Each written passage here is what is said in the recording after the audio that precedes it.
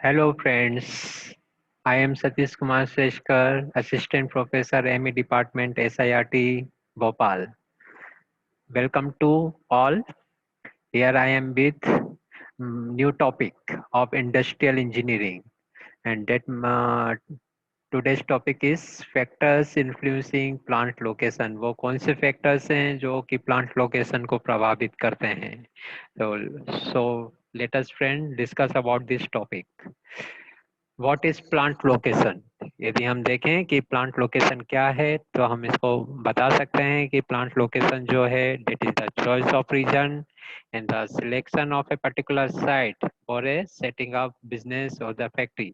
तो plant location is nothing but it is the choice. हम choice कर रहे हैं कि हमें किस एरिया में किस लोकेशन पे किस पर्टिकुलर साइट पे हमें अपना बिजनेस या फैक्ट्री स्टार्ट करना है. तो वो कहलाता है आपका प्लांट लोकेशन. प्लांट लोकेशन के बाद हम देखेंगे कि कौन कौन से फैक्टर्स हैं जो कि प्लांट लोकेशन को प्रभावित कर सकते हैं.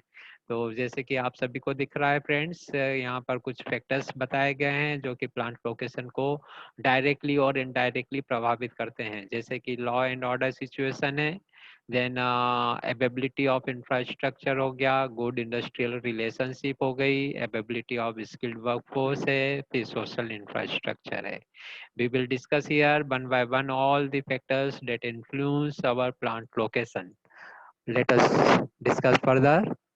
तो लॉ एंड ऑर्डर सिचुएशंस, जैसे कि आप सभी जानते हैं कि यदि लॉ एंड ऑर्डर सिचुएशन यदि कंट्रोल में नहीं है तो बहुत सारी दिक्कतें हमें देखने को मिलती है. तो एंटरप्रेन्योर हमेशा ये चाहता है कि जहाँ भी वो अपना बिजनेस सेटअप करता है या प्लांट लोकेट करता है तो वो ऐसी जगह पर हो जहाँ पर किसी भी प्रकार से लॉ एंड ऑर्डर जो है वो कंट्रोल्ड हो, अनकंट्रोल्ड नहीं हो, ताकि उसे बेवजह की परेशानियों का सामना ना करना पड़े. तो law and order is very important factor.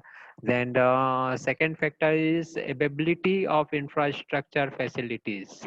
Ability यानी क्या होना चाहिए कि इंफ्रास्ट्रक्चर की जो फैसिलिटीज है जैसे कि नीचे बताई गई है कि कुछ क्रुशियल फैसिलिटीज है जो कि होना जरूरी होती है यदि हम अपना बिजनेस को या प्लांट को किसी स्पेसिफिक एरिया में लोकेट करना चाह रहे हैं. तो वो कौन सी सुविधा है, जैसे कि ट्रांसपोर्ट है या कम्युनिकेशंस है, फिर बैंकिंग है, इंश्योरेंस है, रेगुलर फ्यूल सप्लाई है और कंटिन्यू सप्लाई ऑफ इलेक्ट्रिसिटी है. तो ये सभी हम चाहते हैं इस प्रकार की जो बेसिक या क्रूशियल इंफ्रास्ट्रक्चर फैसिलिटीज है जो कि हर बिजनेस के ग्रोथ में सहायक होती है. तो ये इनका होना जरूरी है. अदरवाइज यदि ये नहीं होगी तो बेवजह की परेशानियां बिजनेस को आगे बढ़ने में दिक्कतें काफ़ी आती है.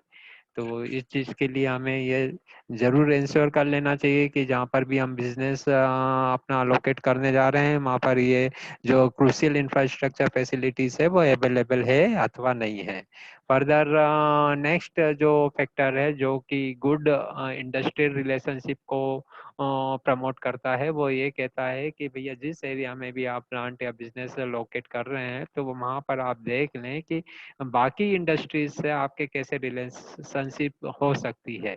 वहाँ पर ऐसा ना हो कि आप ऐसे एरिया में फंस जाएं और वहाँ पर लड़ाई झगड़े या फिर केवल अपने ही चक्की पीसने के चक्कर में व्यक्ति एक दूसरे का नुकसान करते आया हो. तो एक इंडस्ट्रियल रिलेशनशिप भी हमें मेंटेन करनी होगी. जहाँ भी हम अपना बिजनेस सेटअप करना चाहते हैं आप देख लें वहाँ के लोग मिलनसार हैं कि नहीं है, या वहाँ पर जो इंडस्ट्रीज हैं उनके जो मालिक हैं वो कैसे हैं और उनके साथ आपकी ट्यूनिंग हो पाएंगी कि नहीं हो पाएंगी. ये सब चीज़ें देख कर ही हमें आगे बढ़ना चाहिए. ना good industrial relationship is also a important factor that decides our business और प्लांट लोकेशन. फिर ability of the skilled workforce की यदि हम बात करें कि हम जिस प्रकार के बिजनेस की हमें ज़रूरत है, जिस प्रकार के बिजनेस में जिस प्रकार के लेबर फोर्स की हमें ज़रूरत पड़ेगी. जैसे हमारा मान लीजिए ऐसा बिजनेस है जिसमें हमें सोफिस्टिकेटेड इंस्ट्रूमेंट्स या लेबर फोर्स की ज़रूरत पड़ रही है, जैसे कि हम इंजीनियर्स की ज़रूरत है, हमें मैनेजमेंट एक्सपर्ट्स की ज़रूरत है, हमें कंप्यूटर प्रोग्रामर्स की ज़रूरत है.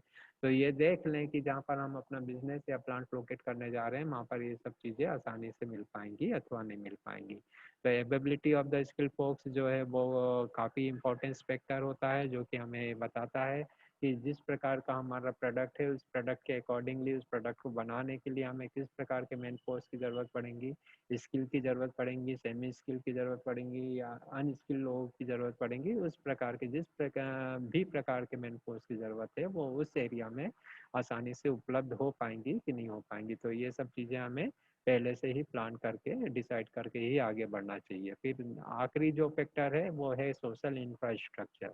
तो सोशल इंफ्रास्ट्रक्चर मतलब कि सोशल एमिनिटीज जो हमें चाहती है, हर एक व्यक्ति जो चाहता है कि उसको ये सोशल एमिनिटीज मिले जिसमें ने उसकी फैमिली का ग्रोथ हो, उसकी जैसे कि फैमिली में बच्चों के लिए हमें एजुकेशन चाहिए, एजुकेशन इंस्टीट्यूशंस होना चाहिए, फैमिली मेम्बर्स के लिए हमें हॉस्पिटल चाहिए, हेल्थ सेंटर चाहिए, वो सब होना चाहिए।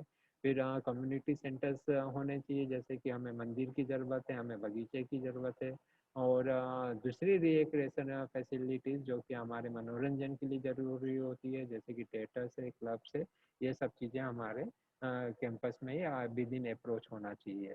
तो ये सोशल इंफ्रास्ट्रक्चर भी काफ़ी इम्पोर्टेंस रखता है डियर फ्रेंड्स। तो ये सारे फैक्टर्स जो हमने आज देखे, जो कि एक प्लांट लोकेशन के लिए हम अपने प्लांट को या बिजनेस को कहाँ सेटअप करना चाहते हैं, ये सारे फैक्टर्स को हम ध्यान में रखकर यदि हम सेटअप करेंगे तो निश्चित तौर से हमें आगे बढ़ने से कोई नहीं रोक सकता।